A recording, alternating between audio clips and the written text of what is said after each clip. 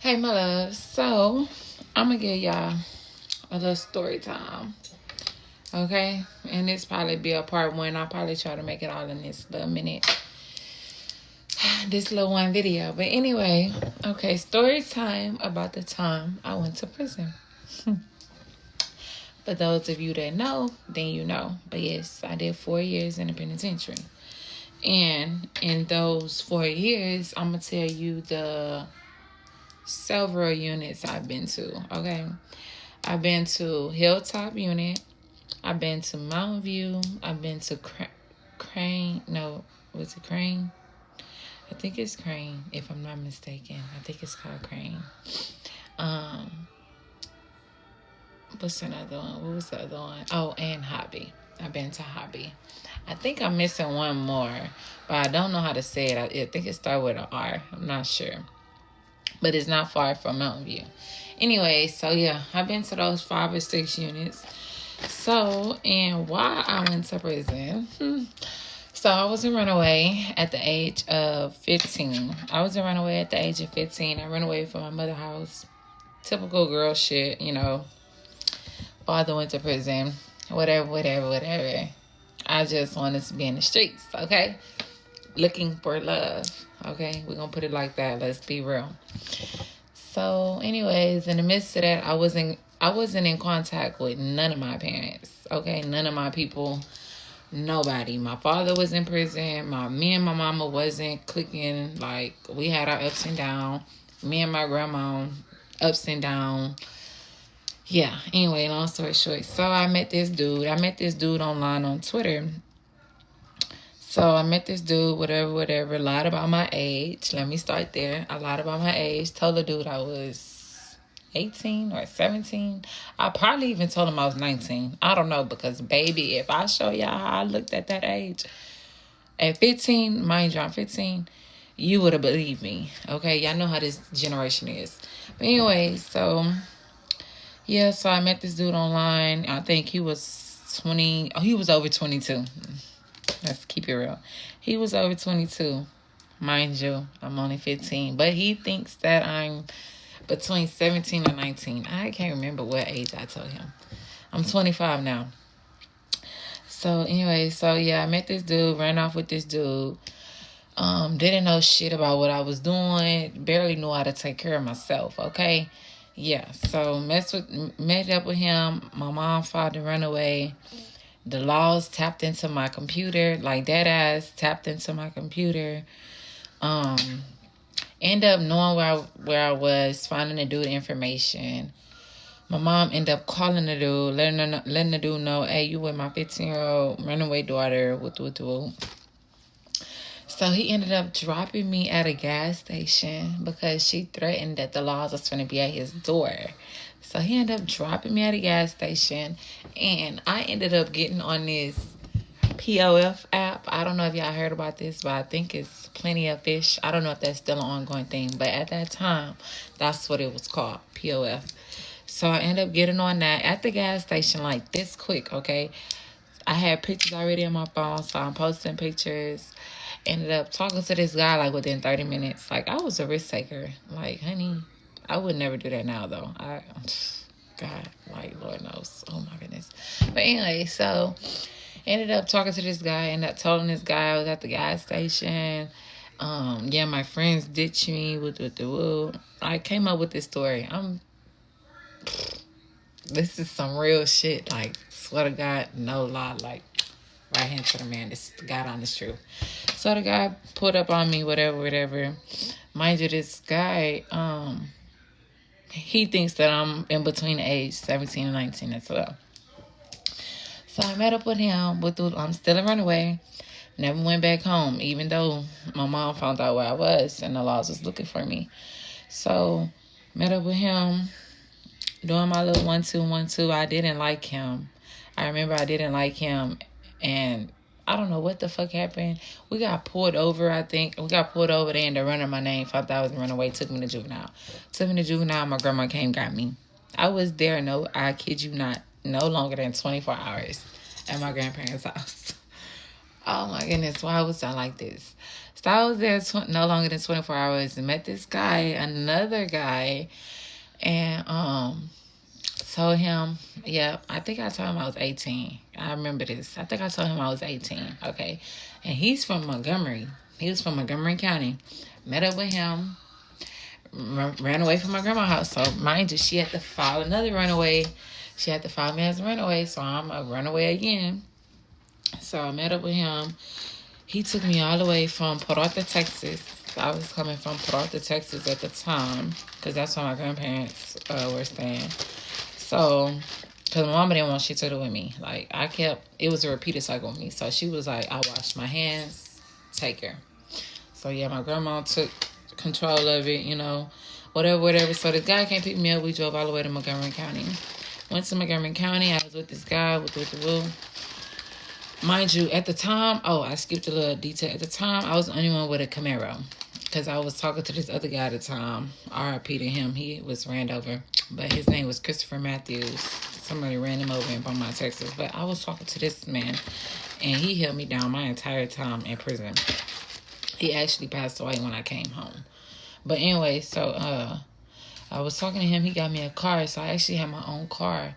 But I didn't have my car out here. He had bought me my car. It was in Houston because that's where he was. Well, he was in Beaumont. But wherever he was working at doing little landscaping jobs, concreting jobs, that's where he was. So he had me a car out there. So bam, I was like perfect. Doing Montgomery, perfect. I can go get my car. I meet up with this guy. Oh, this is all tea for me. I'm barely turning 16 now. I'm 16 now. It's my birthday, if I'm not mistaken. It's after my birthday. Like a couple weeks after my birthday. So I'm 16 now. So yeah, told him I was 18. So he ended up telling me, hey, you want to make some money?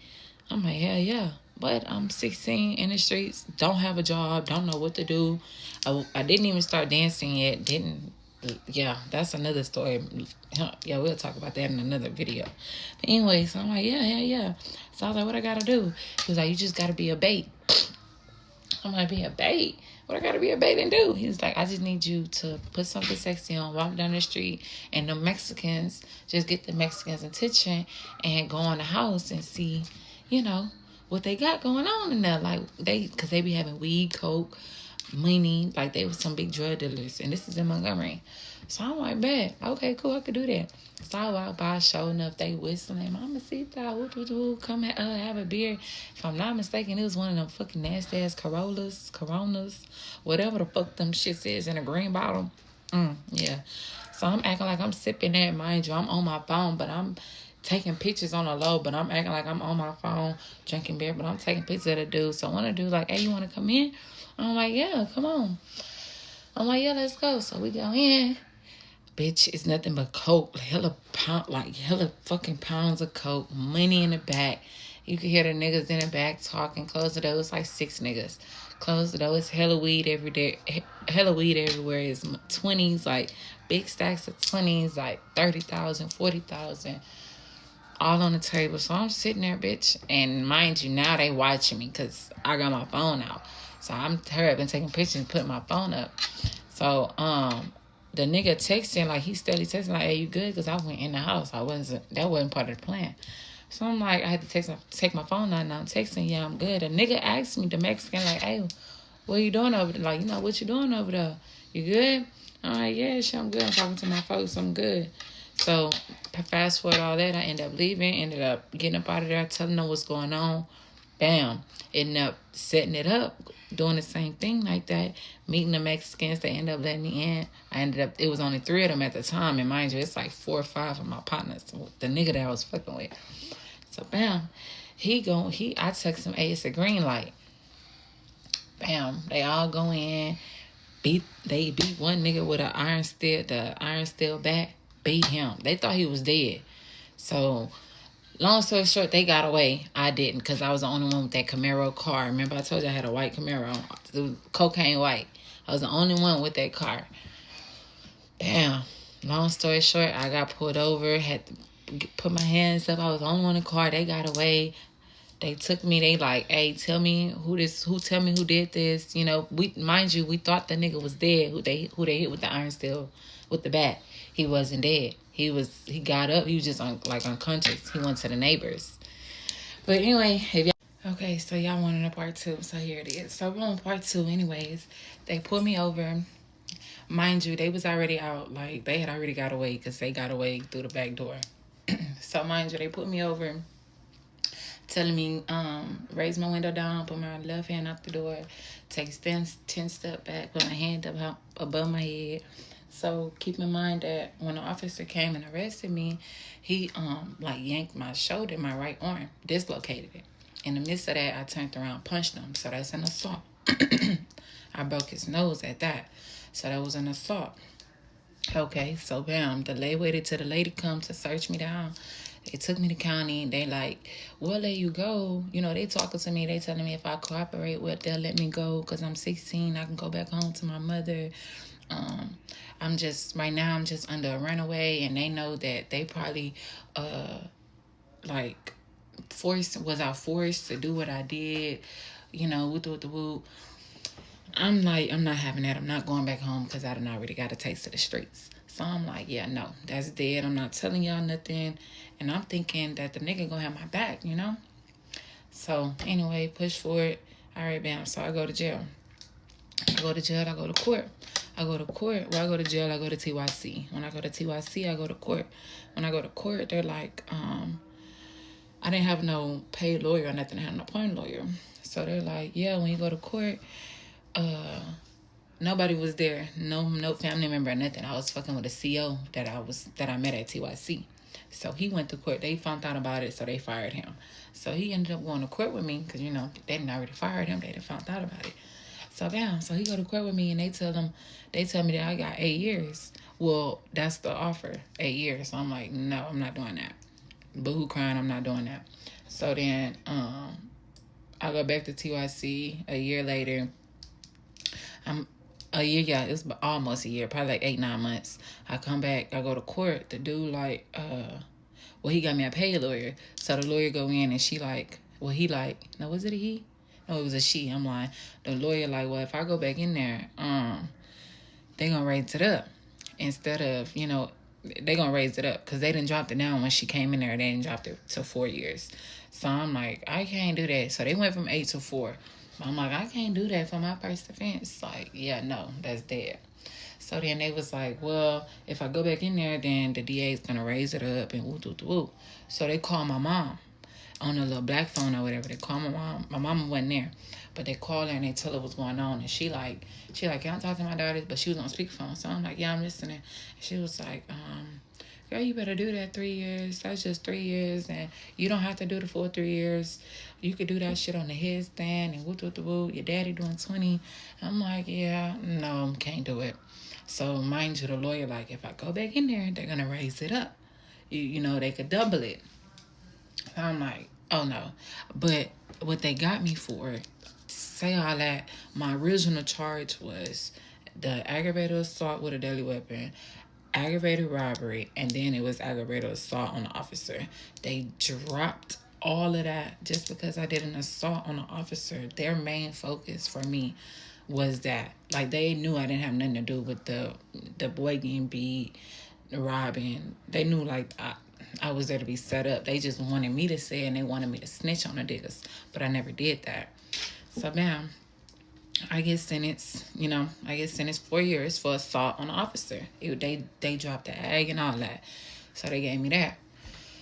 So bam, I go back to TYC, then I got on chain to go to Hilltop. Mind you, I go to Hilltop. I'm at Hilltop for 2 months. I was at Hilltop for 2 months. I seen parole my first 2 months. And this old lady, I'll never forget, this old lady found out. She found out I was finna make parole. So she was going around telling people that, and how you find out, if you know, if you've been in jail, you don't supposed to tell people you make parole, but they will look you up. I'm fresh meat. I'm pretty as hell. Everybody will know who I am, what I'm in there for. I'm not talking to nobody. So that old lady found out that I made parole because I got a lay-in that a parole visit. So I guess she called the people and found out. When she started threatening me, like she was going to slice my face, cut my face. So what I did was put a lock in a sock, beat that old woman up. Well, I busted her right eardrum. They G4'd me. They G4'd me and moved me from Hilltop to Mountain View. I was G4'd. I started acting a ass. Mind you, this whole time, did not hear from that dude. Didn't get a letter. Don't know if that man dead or alive. Don't know if his partner's dead or alive. Ain't heard from his mom. Ain't heard from nobody. Like, I'm honestly say I probably should have snitched on the nigga. Like, yeah. But I didn't. But anyway, so, yeah, so I go G4. While I'm doing all that, I started dashing the officers, flooding the rain, spitting at people. Like, I'm through a mesh gate. And I had a roommate at the time. Roommate ain't doing me shit, though. But I'm trying to get the fuck away from... I'm just losing my mind. I'm already a year in the system. So then, bam.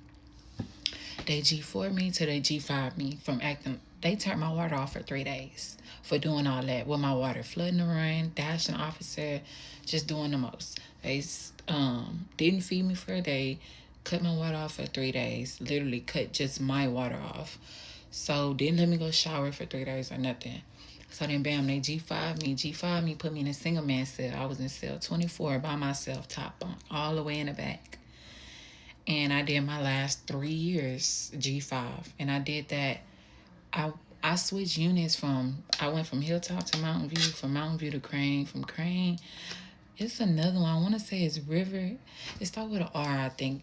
I went from there, and then from there, they sent me back to Mountain View. Because Mountain View was a death row sentence, and that was the only sentence also that holded G5 people. Well, they're in Hobby. But because the officer that I dashed G5 was there, because I was dashing 2 when I was G5. So the officer that I dashed G5, they was still at that unit, so they had to UT me to Hobby.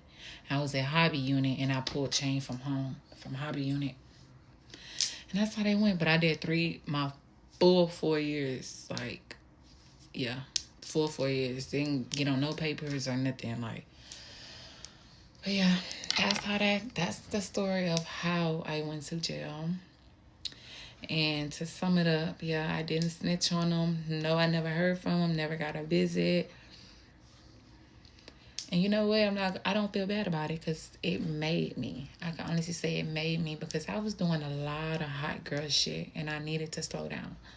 So, but if y'all want more stories, comment and like. I got a lot of stories, so I can definitely give y'all story times.